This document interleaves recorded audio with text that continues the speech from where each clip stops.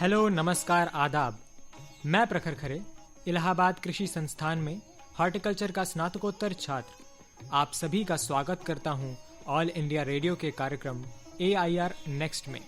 आज मेरे साथ है मेरी दोस्त निधि, जो कि प्लांट ब्रीडिंग की स्नातकोत्तर छात्रा हैं, और श्रुति मैम, जो कि एग्रोनॉमी की शोधकर्ता हैं। 75 साल पहले हमारे देश भारत को आज़ादी मिली। ये आज़ादी हमारे पूर्वजों के असंख्य बलिदानों के बाद मिली। उन यातनाओं को हम न भूलें जिनके बारे में हमारी आज की युवा पीढ़ी बहुत कुछ अनजान है। आज के आज़ाद भारत को उन अमर सेनानियों की याद दिलाने के लिए हमारे आदरणीय प्रधानमंत्री श्री नरेंद्र मोदी जी ने भारत के लगभग 1 अरब 35 करोड़ लोगों को आज़ादी का अमृत महोत्सव मनाने का महान अवसर दिया है, जिसमें हमने जो खोया और जो पाया उस पर चर्चा तो करनी ही है। साथ में 2047 की रूपरेखा भी हम युवाओं को ही खींचनी है। इस चर्चा में मैं निधि को साथ जोड़ूंगा और जानूंगा उनके विचार। प्रखर, मैं आपकी बात से पूरी तरह सहमत हूँ कि जो रूपरेखा है हमारे देश की, वो हम युवाओं को ही बनानी है। हमारा देश भारत विश्व का सबसे युवा देश है, जिसमें 65% आबादी 30 साल से कम उम्र की है। इस रूपरेखा को खींचने और युवा मन को टटोलने के लिए आकाशवाणी ने शुरू की है एक बहुत ही अनोखी पहल, AIR नेक्स्ट। ये भारत का सबसे बड़ा रेडियो टैलेंट हंट शो है, जो प्रसार भारती आकाशवाणी के 167 केंद्रों द्वारा 1000 शैक्षिक संस्थानों में आयोजित होना है। तो हमने भी सोचा हम भी क्यों स्टूडियो तक ही सीमित रहें, और हम सब यमुना किनारे स्थित 111 वर्ष पुराने नैनी एग्रीकल्चर संस्थान में पहुंचे तीर्थधाम प्रयागराज में। कहते हैं ना कि agriculture is the culture of all ages, और भारत जैसे देश में कृषि आज भी हमारे जीवन की बैकबोन है, आधार है। इसलिए आज़ादी के बाद कृषि में क्या क्या बदलाव हुए हैं, हमने क्या क्या उपलब्धियां हासिल की हैं, और युवा आज़ादी को लेकर क्या सोचते हैं, आइए जानते हैं हमारे साथ मौजूद हमारी दोस्त श्रुति से। इस पर हमने बात की शुरुआत के कई स्टूडेंट से। निधि, नैनी का कृषि संस्थान अपने आप में एक लघु भारत है, जहाँ कोई केरल का हो तो कोई हिमाचल का, कोई शिवनी का है तो कोई कलिंपोंग का। യുവാവ് കേരളത്തിന്റെ ആണെങ്കിലും യുപിയുടെ ആണെങ്കിലും നമുക്കെല്ലാവർക്കും ഒരുമിച്ച് കൂടി ഒരു ഭാരതം ശ്രേഷ്ഠമായ भारतത്തിന്റെ ഒരു विजन വെച്ചുകൊണ്ട് മുന്നോട്ട് ഒരുമിച്ചാണ് പോകേണ്ടത്। जिसका मतलब ये है कि युवा भले ही केरला का हो या यूपी का, हमें सबको एक साथ मिलकर एक भारत श्रेष्ठ भारत का जो एक विजन है उसे साथ में लेके आगे बढ़ना है। मैं आकाशवाणी की इस पहल की सराहना भी करती हूँ, क्योंकि यह मंच हमारे विचार युवाओं तक पहुँचाता है। यह मंच आज़ादी के इतिहास और उभरते भारत के भविष्य पर युवाओं के विचारों का संगम है। जी श्रुति, बेशक हम सब युवाओं को साथ मिलकर ही चलना होगा। इलाहाबाद कृषि संस्थान, जो कि अब Sam Higginbottom university of agriculture, technology and sciences के नाम से जाना जाता है, पिछले 111 वर्षों से भारत के कृषकों की सेवा में अग्रसर है। इस विश्वविद्यालय का कृषि क्षेत्र में योगदान अविस्मरणीय है। चाहे वावा हल की खोज हो या शियाट्स धान 4 की सौगात, इलाहाबाद कृषि संस्थान ने हमेशा से ही कृषकों को आत्मनिर्भर बनाने की राह में कार्य किया है। मेरे साथ उपस्थित हैं शोभित, जो कि एग्री बिजनेस मैनेजमेंट के छात्र हैं। मैं शोभित रमन तिवारी, मैं लखनऊ शहर का रहने वाला हूँ, जिसे नवाबों के शहर के नाम से जाना जाता है। मैं आपको ये बताना चाहूँगा कि हमारा देश आज़ाद हुआ था 1947 में, लेकिन हमारे कृषि को आज़ादी मिली 1965 में, और इसके गांधी रहे डॉक्टर MS स्वामीनाथन। कृषि में इलाहाबाद कृषि संस्थान की बात करें तो इसकी स्थापना डॉक्टर सैम हिगनबॉटम ने 1910 में की, जब वो भारत आए। यहाँ के किसानों और खाद्य पदार्थों की कमी को देखते हुए serve the land feed the hungry का नारा भी दिया। सबसे पहली भूमिका रही डॉक्टर मोहसन वाग की, जिन्होंने शाबाश हल और वावा हल के द्वारा देश की कृषि को मशीनीकरण से अवगत कराया और हमारे परंपरागत बैलों से जुताई के तरीके को रूपांतरण किया। उनके इस योगदान के कारण उनको एग्रीकल्चर इंजीनियरिंग का जनक कहा गया। इसके बाद बात करते हैं डॉक्टर अर्थर टी मोशर की, जिन्होंने प्रचार प्रसार योजना जमुना पारी पुनर्योजना की शुरुआत की, जिसके अंतर्गत ग्रामीण स्तर के लोगों को रोजगार, आमदनी, आय का साधन मिला। इसके साथ ही हमारे संस्थान ने धान में कई किस्में निकाली और डेयरी के क्षेत्र में डॉक्टर जगदीश प्रसाद का बहुत बड़ा योगदान रहा है, और आने वाले समय में ये विद्यालय कृषि के क्षेत्र में अपना योगदान देता रहेगा। निधि, ये बताओ कि स्वतंत्रता के बाद बहुत स्वाभाविक और सार्थक बदलाव हुए, जिससे हमारे खान पान से लेकर अर्थव्यवस्था में भी खासा इजाफा हुआ। आप इन बदलावों को कृषि में कैसे देखती हैं? हाँ प्रखर, बिल्कुल सही बात कही है आपने। आज़ादी का अमृत महोत्सव मना रहे हैं हम आज। इस बारे में हम बात करना शुरू करेंगे तो कृषि क्षेत्र में जो बात हमारे समक्ष आती है वो है हरित क्रांति, और इस शब्द से तो हम सभी बहुत अच्छे से वाकिफ हैं। वैसे अनुवांशिकी और पादप प्रजनन की छात्रा होने के नाते मैं ये बात जरूर जाहिर करना चाहूंगी कि हरित क्रांति ने हमें बहुत बड़ी भूखमरी से बचाया था। आज़ादी के बाद जब हमारे तब के कृषि मंत्री चिदम्बरम सुब्रमण्यम जी अनाज आयात के लिए यूएसए गए तो वहाँ उनका मजाक बना दिया गया, और उसके बाद जब यूएसए में ये घटना हुई वो भारत के स्वाभिमान के लिए एक बहुत बड़ी चोट थी। इसके बाद ही सुब्रमण्यम जी ने प्रधानमंत्री के साथ मिलकर इस दशा को बदलने की पहल की। तब जिक्र आता है MS स्वामीनाथन जी का, जिन्होंने भारतीय कृषि की दशा ही नहीं दिशा भी बदल दी। जिन किसानों के घर अनाज की बोरियां आधी रहती थीं, उन्हें इसी क्रांति के बाद अनाज सरकारी स्कूलों की कक्षाओं में रखना पड़ा। लौटा गेहूं बेचकर अपने गांव किसान, बिटिया गुड़िया सी लगी, पत्नी लगी जवान। इन सभी बातों को ध्यान में रखते हुए आइए सुनते हैं हमारी दोस्त प्रीति, जो कि बिहार से हैं और इलाहाबाद कृषि संस्थान में छात्रा हैं, उनकी कविता। मेरा नाम प्रीति प्रिया है और मैं बिहार के उस जिले से हूँ जहाँ की शाही लीची पूरे विश्व में प्रसिद्ध है। चलिए अब मेरी कविता सुनते हैं, जिसका शीर्षक याद करना किसान को है, जो कुछ इस प्रकार है। जब भी रोटी का निवाला तोड़ना, याद करना गेहूं की बालियों को, उसमें लगे श्वेत जल को, श्वेत जल में दबी थकान को, याद करना किसान को। जब भी कभी परेशान होना, याद करना सरसों के फूलों को, फूलों के बीच हुए घर्षण को, घर्षण से बने निशान को, याद करना किसान को। जब भी असफलता हो महसूस तुम्हें, याद करना आम की बौरों को, बौरों के असमय टूट के गिरने को, गिरने से आए कोहराम को, याद करना किसान को। जब भी बांधना हो सब्र तुम्हें, याद करना सुर्ख खेतों को, खेतों में पड़ती दरारों को, दरारों में बिखरे पाषाण को, याद करना किसान को। जीत का हो एहसास जब भी, याद करना कटती फसलों को, फसलों में समाई समृद्धि को, समृद्धि से खुशहाल हिंदुस्तान को, याद करना किसान को। धन्यवाद। सुंदर, क्या खूब पंक्तियां हैं प्रीति। समृद्ध और खुशहाली की जो यात्रा हमने तय की है वो इतनी आसान तो नहीं रही होगी ना प्रखर, आप इस पर क्या कहेंगे? बिल्कुल, न जाने कितने शहीदों ने अपने लहू से भारत की मिट्टी को सींचा है। मेरे साथ हैं बिहार से आदित्य, जिनसे मैं बात करना चाहूँगा आज़ादी के कुछ ऐसे ही नायकों के जीवन पर। मेरा नाम आदित्य विक्रम सिंह है। मैं जगत जननी माँ जानकी सीता जी के जन्म स्थान सीतामढ़ी से बिलोंग करता हूँ, जो बिहार में है। कहते हैं कोई भी ख्वाब बिना कुर्बानी की पूरी नहीं होती है। 200 सालों से अधिक गुलामी के जंजीर में बंधे हमारे देश भारत के साथ भी ऐसा ही हुआ। न जाने कितने बेटों बेटियों ने अपनी शहादत दी, कितनों को जेल में रखा गया, पर कुछ नाम और कुर्बानियां ऐसी थी जो इतिहास के पन्नों से कहीं गायब सी हो गई। आज इस मंच पे उन लोगों को याद करते हैं। हमारे क्रांतिवीर थे पोटी श्रीरामुलु, जिनका जन्म आंध्र प्रदेश के नेल्लोर जिला में 16 मार्च 1901 को हुआ था। इन्होंने भारतीय स्वतंत्रता आंदोलन में भाग लिया और 1930 के नमक सत्याग्रह में भाग लेने के कारण जेल भी जाना पड़ा और सरकार के खिलाफ भूख हड़ताल पर चले गए, पर सरकार ने उनकी बात न सुनी और हड़ताल के दौरान ही उनकी मृत्यु हो गई। हमारे अगले वीर का नाम है कुमारस्वामी मुदलियार, जिनका जन्म 4 अक्टूबर 1904 को मद्रास में हुआ था। उन्होंने देशबंधु यूथ एसोसिएशन की स्थापना की और अंग्रेजों के खिलाफ विरोध का नेतृत्व किया। 11 जनवरी 1932 को अंग्रेजों के खिलाफ एक ऐसे ही विरोध मार्च में पुलिस हमलों से लगी चोटों से उनकी मृत्यु हो गई। ऐसे न जाने कितने और शहीद हैं जिनके शहादत को भुला दिया गया। अंत में जाते जाते मैं कुछ पंक्तियां उनको समर्पित करना चाहता हूँ। माना कि अंधेरे में कुछ दिखता नहीं, इसका मतलब ये तो नहीं कि वहाँ कुछ नहीं। माना कि इतिहास के पन्नों में हम दर्ज नहीं, पर इसका मतलब ये तो नहीं कि आजादी के फसल में हमारा लहू ही नहीं। ये हवा में मौजूद नमी, तिरंगे में 3 रंगों की होली, ये सोचने की आजादी और भारत की मुकम्मल कामयाबी, ये बताती है कि हम आज भी हैं मौजूद कहीं न कहीं। आइए जानते हैं हमारी दोस्त श्रुति से, जो कि केरल से हैं और इलाहाबाद कृषि संस्थान में शोधकर्ता हैं, उनके विचार कृषि में अंग्रेजी हुकूमत के प्रभाव पर। जी श्रुति, बताइए। निधि, जैसा कि तुम जानती हो, पूर्व उपनिवेशिक भारत मुख्य रूप से 2 फसलों चावल और गेहूं का उत्पादन करता था। जी। इसके बावजूद जैसे कि आप जानती हैं, यह आत्मनिर्भर और टिकाऊ था।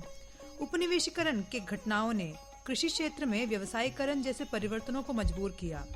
इसका मुख्य आकर्षण जमींदारी व्यवस्था थी, जो तत्कालीन बंगाल प्रेसिडेंसी में प्रचलित थी।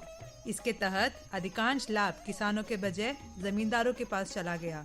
अंततः अपने उपनिवेशिक मालिकों के जेबें भरते रही। अंग्रेजों के मुनाफे में वृद्धि पर केंद्रित कृषि आत्मनिर्भरता से व्यवसायीकरण में बदल गया। नगदी फसलों की उपज में वृद्धि हुई, लेकिन इससे किसानों को कोई मदद नहीं मिली। किसान अब खाद्य फसल के बजाय बड़े पैमाने पर नगदी फसलों का उत्पादन कर रहे थे, जो अंततः ब्रिटिश उद्योगन के लाभ के लिए ही उपयोग किए गए। इन नगदी फसलों में कपास, जूट, तिलहन, गन्ना, तंबाकू आदि जैसे कई सारे फसलें शामिल थीं। कृषि के व्यवसायीकरण का एक और परिणाम फसल उत्पादन को जलवायु परिस्थितियों के आधार पर क्षेत्रीय हो गया। यह कृषि में वानिकी क्रांति का परिणाम था। बॉम्बे प्रेसिडेंसी के किसानों ने कपास उगाए, बंगाल ने जूट और इंडिगो, और बिहार ने अफीम, आसाम ने चाय और पंजाब में गेहूं जैसे फसलें उगाई गई। सबसे बड़ा परिणाम अमीर किसानों को लाभ होता गया और इससे ग्रामीण समाज में आय की काफी ज्यादा असमानता आई। श्रुति, आपकी बातों ने चर्चा को एक अहम पड़ाव पर लाकर खड़ा कर दिया है। मैं मन ही मन सोच रहा था कि इन सब के बीच महिलाओं की क्या भूमिका रही होगी। साथ ही साथ कृषि क्षेत्र में भी महिलाओं का योगदान अहम है, और हम इसका जश्न भी हर साल 15 अक्टूबर को महिला किसान दिवस के रूप में मनाते ही हैं। इस मुद्दे पर बात करने के लिए हमारे साथ हैं शुभम, जो कि बिहार के रहने वाले हैं। मैं बेगूसराय की उस धरती से हूँ जहाँ राष्ट्रकवि रामधारी सिंह दिनकर ने जन्म लिया था। मेरा विषय है कृषि में महिलाओं की सहभागिता। भारतीय महिलाओं के योगदान के बारे में भारतीय कृषि के प्रणेता और भारतीय कृषि के हरित क्रांति के जनक डॉक्टर MS स्वामीनाथन ने कृषि परिषद में कहा था कि इतिहासकारों का मानना है कि कृषि में सर्वप्रथम प्रयोग महिलाओं ने प्रारंभ किया और खेती की कला व विज्ञान का विकास हुआ। आदिकाल में जब पुरुष भोजन की तलाश में शिकार करने चले जाते थे, तब महिलाओं की देशी पेड़ पौधों से बीज व फल एकत्रित करती। आज देश की कुल आबादी में आधा हिस्सा महिलाओं का है। इसके बावजूद वे अपने मूलभूत अधिकारों से वंचित हैं, खासकर ग्रामीण क्षेत्रों में। कृषि जनगणना 2010-11 की रिपोर्ट के मुताबिक भारत में मौजूदा स्थिति में केवल 12.78% कृषि जोत ही महिलाओं के नाम पर है। यही कारण है कि कृषि क्षेत्र में उनकी निर्णायक भूमिका नहीं। वैज्ञानिकों का मानना है कि अगर कृषि में महिलाओं को बराबर दर्जा मिले तो कृषि कार्यों में महिलाओं की बढ़ती संख्या से उत्पादन में बढ़ोतरी हो सकती है, भूख कुपोषण को भी रोका जा सकता है। इसके अलावा ग्रामीण आजीविका में सुधार होगा। बिल्कुल सही कहा शुभम आपने, लेकिन मेरे ख्याल से ग्रामीण क्षेत्रों के विकास के लिए ग्रामीण परिवेश की महिलाओं का विकास अहम है। आपके क्या विचार है निधि? जी प्रखर, मेरे विचार आपसे काफी मिलते हैं। आपकी इन्हीं बातों को सुनने के बाद मैं कल्याणी को बुलाना चाहूंगी, जो कि उत्तर प्रदेश प्रयागराज से हैं और हमारे विश्वविद्यालय में छात्रा हैं। आइए सुनते हैं उनसे ही, उनकी ही मधुर आवाज में एक विकास गीत।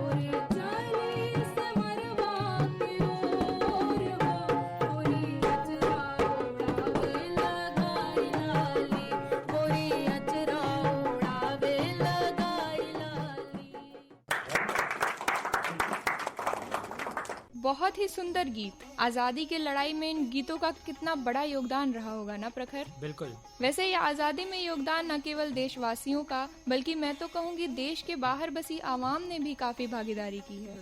आखिर उनका भी दिल तो भारत में ही बसता था। वो कहते हैं ना, फिर भी दिल है हिंदुस्तानी। आइए जानते हैं हमारे दोस्त गौरव से, जो कि हरियाणा से हैं, उनके विचार। मैं गौरव एलावत भारत के छोटे से प्रदेश हरियाणा से संबंध रखता हूं, जिसने हिंदुस्तान को खेलों के माध्यम से विश्व पटल पर ख्याति दिलाई है। आज मैं आप लोगों को इस मंच के माध्यम से हिंदुस्तान के उन प्रवासी क्रांतिकारियों के बारे में बताना चाहूंगा जिनको इतिहास के पन्नों में वह जगह नहीं मिली जिसके वो हकदार थे। प्रवासियों का हिंदुस्तान की तरक्की व आजादी के संग्राम में बहुत महत्वपूर्ण योगदान रहा है। भारत के लोग स्वतंत्रता संग्राम के दौरान भारत में रहने वाले लोगों की भूमिका के बारे में जानते हैं, लेकिन बहुत से लोग यह नहीं जानते कि प्रवासी भारतीयों ने भी एक प्रमुख और महत्वपूर्ण भूमिका निभाई थी। मैं आपको आज ऐसे ही प्रवासी क्रांतिकारियों के बारे में बताना चाहूंगा। कोमागाटामारू हादसा। भारतीय क्रांतिकारी और गदर पार्टी के सदस्य कोमागाटा जहाज पर चढ़े। वे लोग भारतीय स्वतंत्रता संग्राम का समर्थन करने के लिए कनाडा जा रहे थे, लेकिन उन्हें वापस भारत भेज दिया गया। 26 सितंबर 1914 को ब्रिटिश पुलिस के साथ एक संघर्ष के दौरान ब्रिटिश पुलिस ने गोलियां चलाई और 75 यात्रियों की मौके पर ही मौत हो गई, लेकिन अंग्रेजों ने केवल 20 लोगों की मौत बताई। इस घटना को अमेरिका में स्थापित गदर पार्टी ने अपने अखबार गदर अंग्रेजी राज के दुश्मन में प्रमुखता से प्रकाशित किया, ताकि दुनिया को यह बताया जा सके कि भारत में अंग्रेज क्या कर रहे हैं। मैडम कामा, जिनको भारतीय क्रांतिकारी की मां भी कहा जाता है, इन्होंने स्टटगर्ट जर्मनी में राष्ट्रीय ध्वज सप्तऋषि फहराया था। रास बिहारी बोस, इन्होंने सिंगापुर में भारत के युद्ध बंदियों को इकट्ठा किया और भारतीय राष्ट्रीय सेना का गठन किया, जिसकी बागडोर इन्होंने बाद में सुभाष चंद्र बोस जी को सौंप दी। सरदार उधम सिंह, इन्होंने कैक्सटन हॉल में जलियांवाला बाग हत्याकांड के लिए जिम्मेदार माइकल ओडायर की गोली मारकर हत्या कर दी। यह सूची बहुत लंबी है। इन महान नेताओं ने न केवल प्रवासी भारतीयों को प्रेरित किया, बल्कि आजादी के लिए अपना सब कुछ समर्पित कर दिया। क्या जोश रहा होगा आजादी की लड़ाई का, जिसने हर किसी को एक ही गुलदस्ते में समेट लिया। और चूंकि हम सब कृषि छात्र हैं और हर प्रसंग को कृषि और कृषकों से जोड़ना हमारे व्यक्तित्व में ही है। बिल्कुल श्रुति, आजादी के दौर में तो ऐसा कहा जाता था कि बम्बई में दूध से ज्यादा जहर मिलना सरल था, पर आखिर इस समस्या का निवारण भी तो एक नई और तकनीकी सोच से ही हुआ, और आज भारत दुनिया का सबसे बड़ा दूध उत्पादक देश है। इस पटकथा के नायक रहे वर्गीज कुरियन जी, जो श्वेत क्रांति के जनक थे। आइए इस पर नजर डालते हैं और अगली बात सुनते हैं हमारी दोस्त निधि खाका की, जो झारखंड से हैं और हमारे संस्थान में पोस्ट ग्रेजुएशन की छात्रा हैं एग्रोनॉमी डिपार्टमेंट में। मैं निधि अनीमा खाका रांची झारखंड से हूँ। इसे झरनों की भूमि कहा जाता है। झारखंड अपने जनजातीय नृत्य के लिए भी प्रसिद्ध है। आज मैं उन्नत अन्नदाता के विषय में कहना चाहूंगी। एक उन्नतशील किसान होना समाज में अपनी एक विशिष्ट परिश्रम की पहचान है। खेती किसानी की नवीनतम विचारधारा एवं वैज्ञानिक तरीकों का परिचालन ही एक उन्नतशील किसान की परिभाषा है। अन्नदाता होने का गर्व एवं उसका उत्तरदायित्व और परिश्रम दोनों ही विशाल हैं। इस जिम्मेदारी के नाते सदैव अपने ज्ञान की छाया द्वारा औरों को प्रगति के पथ पर बढ़ाना एवं विकास के बीज बोते हुए आगे बढ़ने की प्रेरणा सदैव समाज को देना उन्नतशील किसान का दायित्व है। धन्यवाद। प्रखर विश्व की सबसे पुराने सभ्यताओं में से एक है भारत जी। और भारत की समृद्ध विरासत धर्मों, परंपराओं और रीति रिवाजों का एक सर्वव्यापी संगम है। भारतीय विरासत का मुख्य आकर्षण इसकी कला, वास्तुकला, शास्त्रीय नृत्य, संगीत, वनस्पतियों और जीवों एवं इसके लोगों के खजाने में निहित है। आइए सुने राजन से इस विषय में वो क्या बोलना चाहते हैं। मैं राजन, मैं चंपारण के उस ऐतिहासिक धरती से बिलोंग करता हूं जहां से सत्याग्रह का शुरुआत हुआ था। मैं कुछ पंक्ति कहना चाहूंगा। मैं उस देश का वासी हूं जहां शिवाजी और अशोक जैसे राजा थे। मैं उस देश का वासी हूं जहां हर 50 मील पे वाणी और पानी आदि बदलते हैं। मैं उस देश का वासी हूं जहां डाल डाल पे सोने की चिड़िया पाई जाती थी। मैं उस देश का वासी हूं जहां अपने भूगोल से पहले ब्रह्मांड का भूगोल समझा जाता था। अगर हम भारत की संस्कृति की विविधता के बारे में बात करें तो कुछ उदाहरणों से हम समझ सकते हैं। अगर एक तरफ पंजाब में मक्के की रोटी और सरसों के साग के साथ बल्ले बल्ले प्रसिद्ध है, तो दूसरी तरफ बंगाल के रसगुल्ले भी। अगर कश्मीर की वादियां तो राजाओं का राजपूताना है राजस्थान, तो दूसरी तरफ बुद्ध की शांति का प्रतीक भी है बिहार। अगर हम नृत्य कला की बात करें तो हम इसमें भी आगे हैं। तमिलनाडु का भरतनाट्यम, पंजाब का भंगड़ा जो विश्व स्तरों पर सराहा जाता है, हमारे लोकगीत की संस्कृति की पहचान जैसे जयपुर घराना, इंदौर घराना, बंगाल की बाउल आदि है। हम अगर धार्मिक स्थल और इमारतों की बात करें तो यह भी एक जीती जागती उदाहरण पेश करती है, जैसे कोणार्क के सूर्य मंदिर, कंडारिया के महादेव मंदिर, सांची स्तूप, ताजमहल आदि। हम अपने सांस्कृतिक विरासत के महत्व को समझें और उसको राष्ट्रीय और अंतर्राष्ट्रीय पहचान दिलवाएं। धन्यवाद। बहुत खूब राजन, मुझे अर्श मलसियानी की कुछ लाइनें याद आ गईं। दुनिया के सारे मेवे इस गुलिस्तां में हैं, सब नेमतें मयस्सर हिंदुस्तान में हैं। और दोस्तों, भारत के सबसे बड़े धन तो हमारे युवा हैं, जिनकी रगों में जोश का लहू बहता है। अगर इस लहू को समझदारी का रंग दे दिया जाए तो देश के युवा निश्चित ही एक सार्थक भविष्य का निर्माण करेंगे। और स्टार्टअप की इस युग में भारतीय युवाओं ने ऐसा किया भी है। मेरे साथ है मेरे दोस्त पृथ्वीराज। मेरा नाम पृथ्वीराज केवट है। मैं MSc एग्रोनॉमी का छात्र हूँ। मैं जबलपुर मध्य प्रदेश से हूँ। तो जबलपुर मध्य प्रदेश के बारे में मैं 2 लाइन बताना चाहूँगा। बलिदान है संस्कारधानी, स्वतंत्रता आंदोलन का गवाह रहा जबलपुर। देश में झंडा सत्याग्रह की शुरुआत जबलपुर के टाउन हॉल से शुरू हुई थी। तो देश विदेश में सब श्रोताओं को बताना चाहता हूँ परिवर्तन के दूतों के बारे में, जिन्होंने कृषि के क्षेत्र पे क्रांति लाई, जिन्होंने अपनी नौकरी से ज्यादा किसानी में फायदा देखा और अपनी नौकरी छोड़ दी। तो अब बात करते हैं कमल पाटीदार की, जो जयपुर से हैं। ये पहले सॉफ्टवेयर इंजीनियर थे और अब ये पॉली घर पे खेती कर रहे हैं। अपने काम को बढ़ाने के लिए इन्हें ग्रीन हाउस की जरूरत थी, जिसके लिए उन्होंने राष्ट्रीय बागवानी मिशन के तहत 4000 वर्ग मीटर क्षेत्र पे पॉली हाउस लगवाया। इसके बाद दूसरे साल इन्होंने 1 लाख पौधे तैयार किए और तीसरे साल 5 लाख। इसलिए इनकी मांग बढ़ी और अब ये 20 लाख पौधे हर साल बेच रहे हैं। सरकारी नौकरी को छोड़कर अब एलोवेरा की खेती कर रहे हैं हरीश धनवाद। ये जैसलमेर से हैं और अब हरीश 120 एकड़ में एलोवेरा की खेती कर रहे हैं, जिससे हर साल वो 2 करोड़ रुपए कमा रहे हैं। बहुत ही सुंदर बात कही आपने पृथ्वीराज। अब इसी के साथ आगे बढ़ते हैं और सुनते हैं हरियाणा से हमारी दोस्त मधु की कविता, मधु की ही आवाज में, जो हमारे विश्वविद्यालय में पोस्ट ग्रेजुएट की छात्रा हैं। जी मधु, शुरू करें। नमस्कार, मैं हूँ मधु सांगवान और मैं हूँ जज्जर हरियाणा से। जहाँ हो दूध दही का खाना, वो है हमारा हरियाणा। पैर हो जिनके माटी में, दोनों हाथ खुदाल पर, सर्दी गर्मी सब कुछ वो सहते हैं। आसमान पर नजर हमेशा, वो आंधी तूफान से लड़ते रहते हैं। खेत में हरियाली की खातिर वो दिन और रात लगे रहे, मेहनत करके अन्न उगाते, पेट सभी का भरते हैं। वो है मसीहा मेहनत के, जिन्हें किसान हम कहते हैं। जय जवान जय किसान। जैसे आज़ादी के बाद हमारा देश बदला, वैसे ही हमारा किसान भी निखरा। 1947 से पहले खेत थे, किसान थे, अन्न भी उगता था, पर मेहनत ज्यादा और परिणाम बहुत हल्का था। ऊपर से लगान भी तो भरना था, ना खाद सही ना बीज सही, हर प्राकृतिक आपदा को भी सहना पड़ता था। 1943 में तो दशा ऐसी आई कि पूरे बंगाल में भुखमरी छाई। आजादी के साथ भुखमरी की भी लड़ाई थी, इसलिए तो सबने मिलकर तलवार उठाई थी। खून बहा था हजारों का, तब किसान ने ही तो पेट भरा था सारों का। फिर 1947 में आजादी आई, पर भुखमरी दूर ना हो पाई। कृषि विशेषज्ञों ने प्रयास किए कई सारे थे, फिर भी समाधान नहीं हो पा रहे थे। MS स्वामीनाथन ने चतुराई लगाई और खेत की उपज दोगुनी कर दिखाई। धीरे धीरे देश बदला, खाद और बीज भी सुधरा, प्राकृतिक आपदाओं का हुआ निवारण था। योजनाओं ने भी पैर पसारे थे, किसान कार्ड, फसल बीमा से समाधान हो रहे सारे थे। अब रोज नई खोज है, किसान की तो मौज है। आने वाले कल को हम चमकाएंगे और बची हुई समस्याओं का समाधान भी लाएंगे, और थोड़ी सी भूमि पर ज्यादा अन्न उगाएंगे, भुखमरी से भी आजादी दिलाएंगे। साथ जरा सा सब दे देना, जितनी जरूरत हो उतना ही अपनी प्लेट में लेना। जय भारत। क्या खूब कविता है मधु। जितना सुंदर आपने इसे लिखा है, उतना ही अच्छा प्रस्तुत भी किया है। तो चलिए हम इस कार्यक्रम में आगे बढ़ते हैं।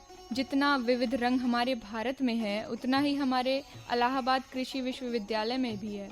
ऐसा लगता है पूरे भारत के अलग अलग रंग यहाँ साथ में इंद्रधनुष बना लेते हैं। तो आइए हम सुनते हैं हमारे कालिम्पोंग के दोस्त क्षितिज राय से उनकी ही आवाज में उनका गाना, जो यहाँ पे कृषि स्नातक के छात्र हैं।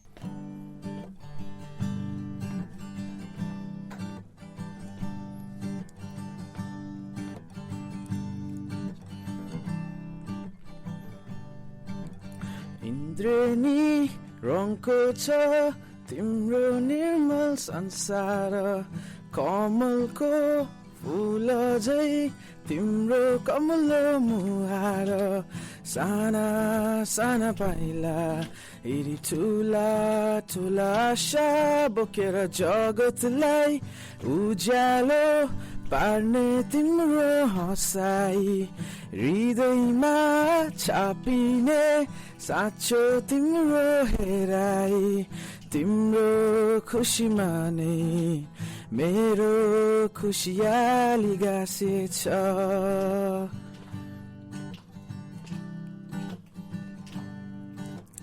आशिष मेरो यो तिमी फली फुलिरहोस्, प्रार्थना छ मेरो तिमी सधैँ सुखी रहोस्, अन्धकारमाझ उज्यालो दीपन बनोस् ममता, तिमी हो तिमी नै हो लक्ष्मी, सुन्दरता तिमी हो तिमी सबै हो छोरी, मेरो खाली हैन संसार की हो तिमी रानी। बहुत ही उम्दा क्षितिज, आपकी आवाज में नॉर्थ ईस्ट की खुशबू आती है। हमने देखा कि भारत जल के अभाव से माइक्रो इरिगेशन तक, भू पदार्थों की कमी से नैनो यूरिया तक, हिमाचल में उगी स्ट्रॉबेरी से प्रयागराज में उगी स्ट्रॉबेरी तक, खाद्यान्न संकट से खाद्यान्न सुरक्षा तक, इन सभी प्रसंगों में युवाओं का योगदान अहम रहा है। लेकिन दोस्तों, आगे की राह सरल नहीं है।